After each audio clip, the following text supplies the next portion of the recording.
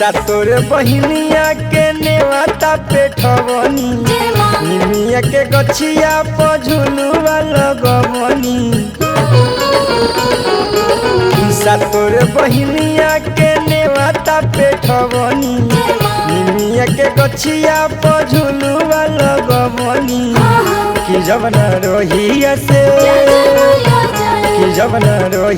से ओहे देवी मैया ओही रहिया में फूलावा बिछवनी।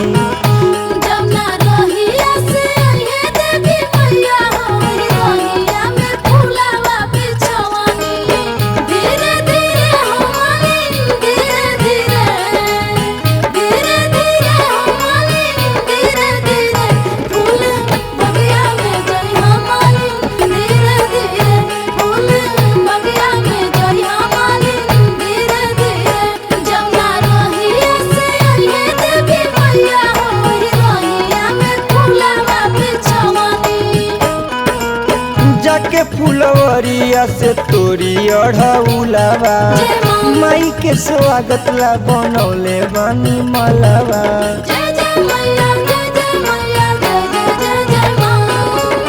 जाके फुलवरिया से तोरी अढ़ौलावा माई के स्वागत ला बनौले बानी मलावा।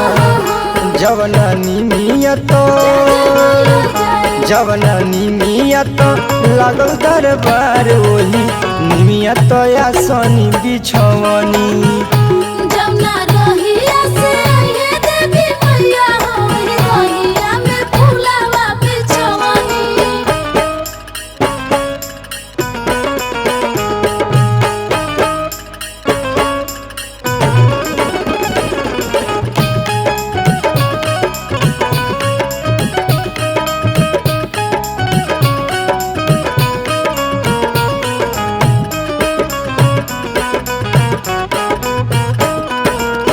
जाई के बजा जवा से चुनरी ले आई अपना मैरिया के रूपवा सजाई।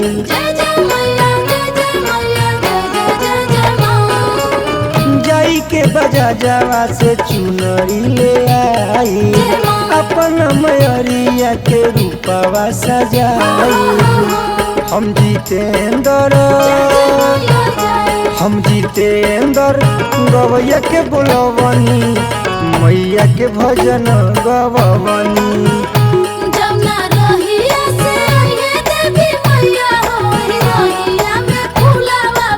विनायका रिकॉर्डिंग स्टूडियो धर्मबागी बाजार गरखा।